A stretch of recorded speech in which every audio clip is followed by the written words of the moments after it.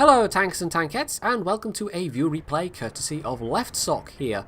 Now this is going to be a bit experimental, this video, because I'm trying out doing a higher than normal frame rate. This is a 50 FPS video, and you might be wondering why 50 FPS rather than 60.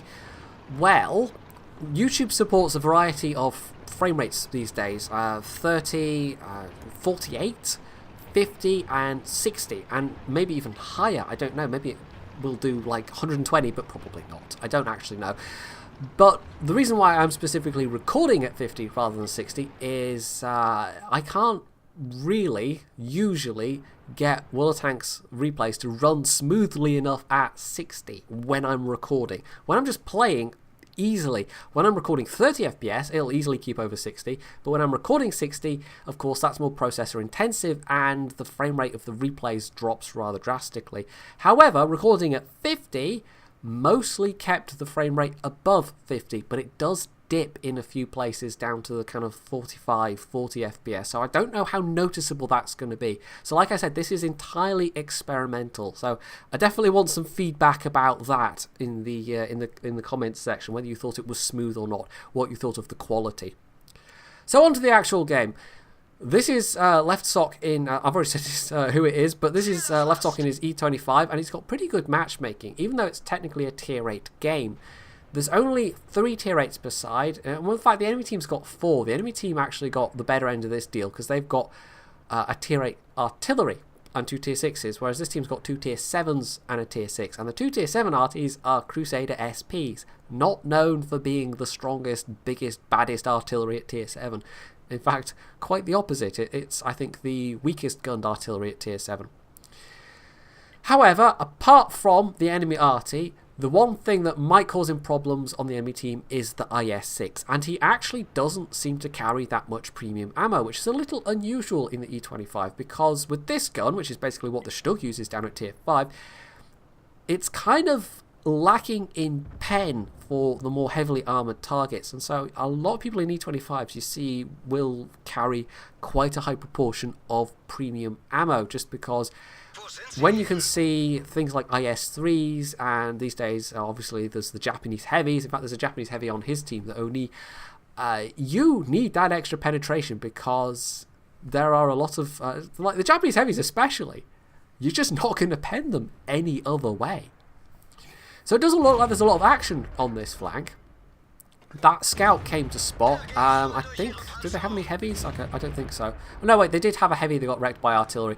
That basically would have been spotting damage for LeftSock. And this thing actually can be a capable scout. If you put binoculars and a camo net on, as LeftSock has, it is low profile enough and stealthy enough that you can be really, really sneaky. So I've actually had some good games myself. I think I had one in particular that I remember on Prokhorovka, where I got to the bush on the left hand side of the map, one of the mid-spotting bushes, and ended up racking up something like 3,000 spotting damage using binoculars. That was a fairly exceptional game, but it is entirely possible. The view range on this thing is good enough, and because it's a premium, when the rest of the tank destroyers got nerfed by things like view range and the camo firing bonus, the E25 didn't get touched in that regard, so it is a little bit overpowered, and that's one of the reasons why it was taken off sale, although it was on sale at Christmas as part of the advent calendar. And actually, considering the fact they won't sell the Type 59 these days, but they will sell this, you know, this is definitely, for its tier, stronger than the Type 59, I would say. I mean, the Type 59 is still very capable, but it's not the magic credit dispensing pony it once was. This thing, I think it's the speed, it's the profile, it's the rate of fire, it's the laser-like accuracy of the gun that all just kind of combine to make it a bit ridiculous. And yeah, I think that's why he backed off, by the way. He was starting to worry about artillery, and one was indeed firing at him, or, well, aiming at him. But I suspect also it's the E25 that led to the Kanone Jagdpanzer being so thoroughly lackluster. I think they were so keen not to accidentally make another E25 and have to remove it from sale later on that they went too far the other way and made it rubbish. So this team, basically, most of them went to the 1-2-3 line, but most of the enemy team went to the 1-2-3 line as well. And you can see who won out of that engagement. Although the enemy team did take some losses, but they've still got 2 of their top tier heavies left alive. The T-34 died, and in fact, I think the T-34 died on LeftSock's flag. He was the one that was spotting. And no, there's that KV-2. This guy is just dead, and he doesn't even know it yet. But this is looking dicey. It's him, a tier 7 heavy, and 2 artillery, and it's the Crusader SPs. So with the artillery, it is basically, you know, it's down to the RNG. They might be competent players, they might be aiming well, they might be aiming terribly and still getting lucky, because that's the nature of artillery. So a lot of this is on LeftSock and this Oni, and he's using these bushes here to try and spot these people getting forwards to the cap. But he then decides that, well, given there's artillery pelting that position, given that there's very little hard cover he can get behind, he then clearly decides that now is a good time to put this mobility to use, and I think he's trying to get back to that sniper position he was in earlier. Now, one of the Crusader SPs is actually whizzing down this flank as well. The other one's decided to stay put in A8. And I will say, one of the very few advantages of the Crusader SP, despite its weird arrangement of the gun facing backwards. I mean, in real life it was backwards, but what they've decided to do in World of Tanks is make that the forwards direction. So it drives forwards, air quotes, very, very slowly, and it drives backwards very, very fast. It's not quite Bert fast, but it's still pretty fast. That thing can relocate quickly, and the advantage of that arrangement, although it's kind of awkward to get your head around, is that you can just kind of fire at stuff and go into reverse, and basically that's your best getaway speed. Now, unfortunately, LeftSock has taken a hit from the T-29. He was a bit close behind that bush when he fired, and I think he was a bit slow in pulling back. They've also lost the Oni to the IS-6, I think it was. So he's now lower on health than he was, and there are enemy tanks possibly going to cap. In fact, there's enough of them that they could cap very, very quickly, and he struggled to do anything about it. So far, there's only one on the cap. We know that IS-6 drove through the cap, but we don't know who's on the cap at this point. Now, this is the kind of situation where you might look at the numbers and think, yeah, okay, this is an easy win for the enemy team. They've got an IS-6, a T-32, T-29, and all 3 of their artillery are still left alive. Well, we don't know the health of those heavies yet. The T-29 and the T-32 especially, if they're low health, and if LeftSock can get side and rear armor, he can just DPM them to death. He's still got plenty of ammunition left. He's also fired 2 of his APCR. If he has to fire the IS-6, he's going to need that. And it actually looks like there's still only one firing, so it looks like the IS-6 has gone hunting artillery. And there's the T-29, who's there. So it must be the T-32 that's in the cap. So he sits there for a moment, lets his binos go up, pulls forward, and doesn't even have to use his binos that time. So it's weird that the binos didn't pick up the T-32, but getting that little bit closer made the difference. And he didn't actually get spotted there, I don't think.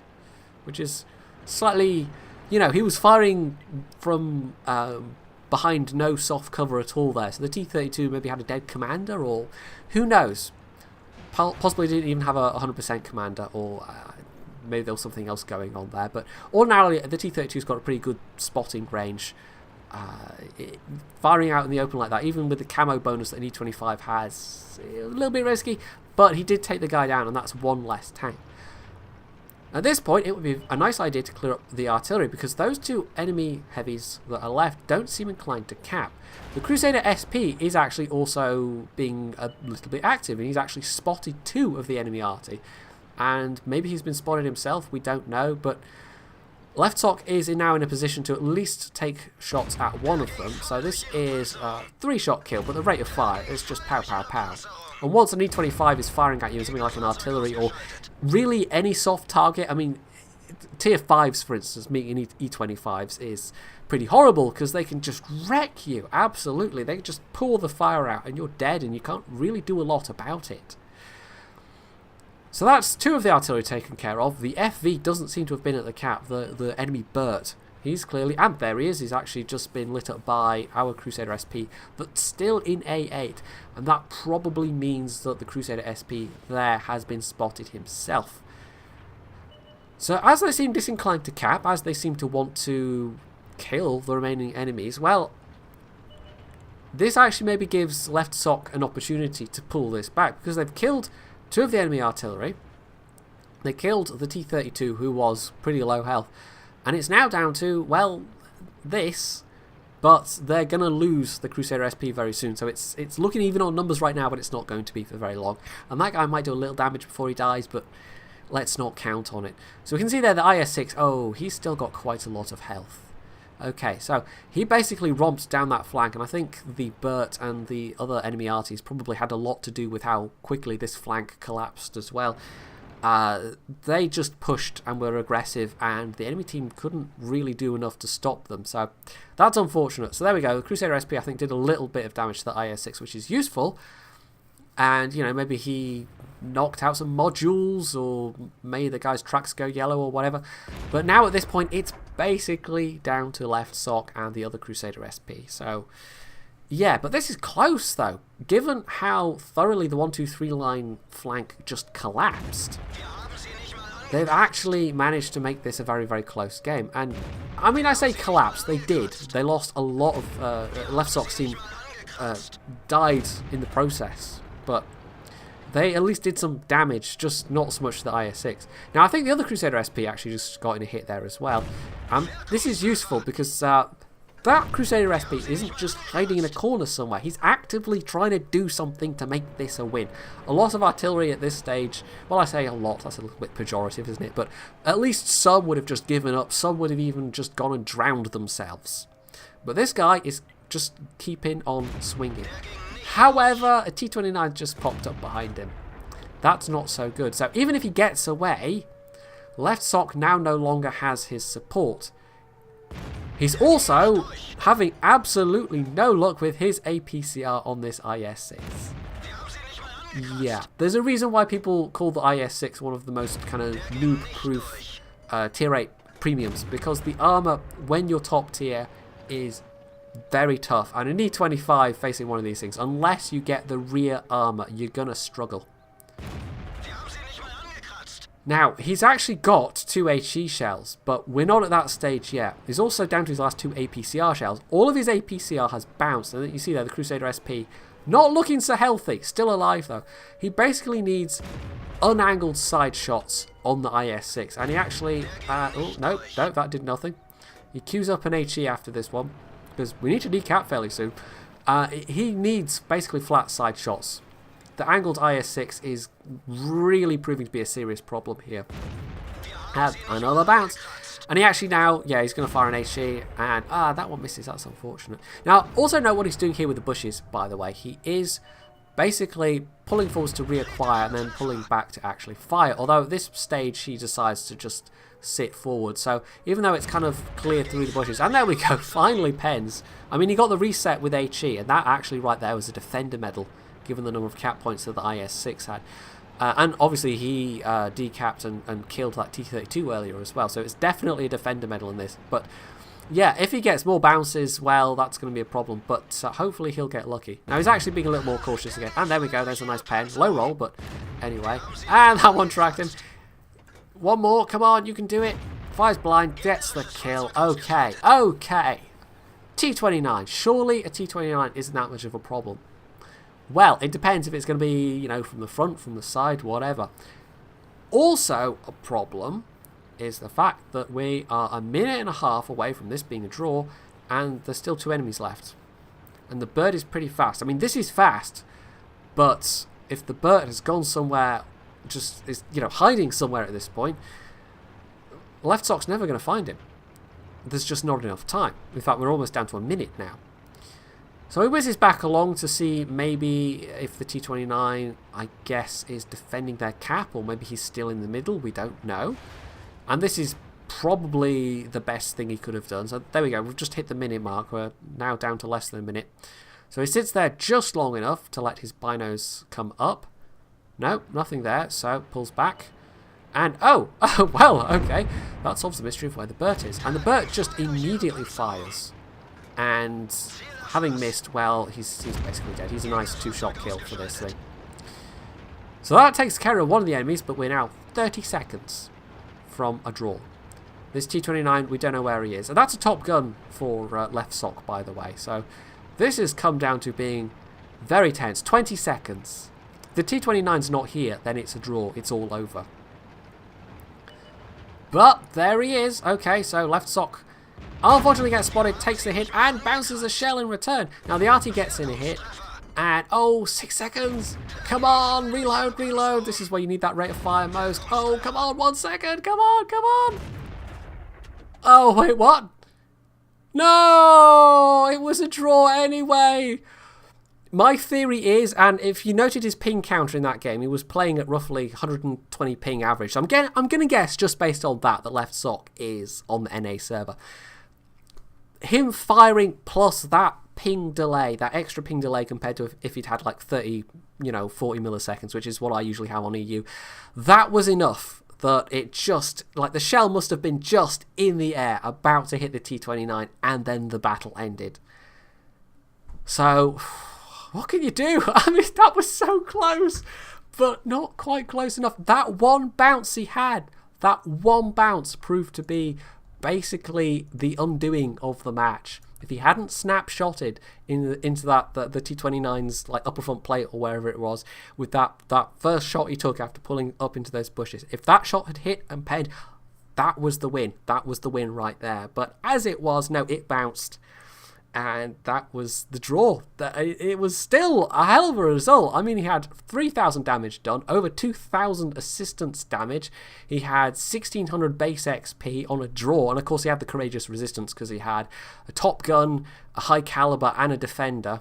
And he also got an ace out of that. So, yeah, obviously the courageous resistance helps a lot. And the kind of premium account and the premium tank meant that this was still a very profitable game, and he still got a bunch of XP on it. But that must have come down to literally milliseconds between that being a draw and a win. And what a last minute kind of clutch win that would have been. But even so, I think this was a fairly interesting, entertaining, and at the end there, quite tense match. So, like I said, I want your feedback on 50 FPS below. Let me know if this is a thing. Like, is it particularly noticeable, the bits where it dips below 50 FPS? Maybe I just need to drop my quality settings a bit more in World of Tanks. Maybe I just need to experiment a bit. And this could be a regular thing, maybe, because I think I'd need to cut the quality of the replay effects down quite a lot before I could get consistent 60 FPS, but I think at 50 FPS we might still be able to make the replays look rather good. So yes, I want to hear your feedback. You can also put any other comments you have about the game below, of course. I think it was a rather good match myself. You can hit the like button, you can subscribe to my channel if you haven't already, and as always, stay tuned for more.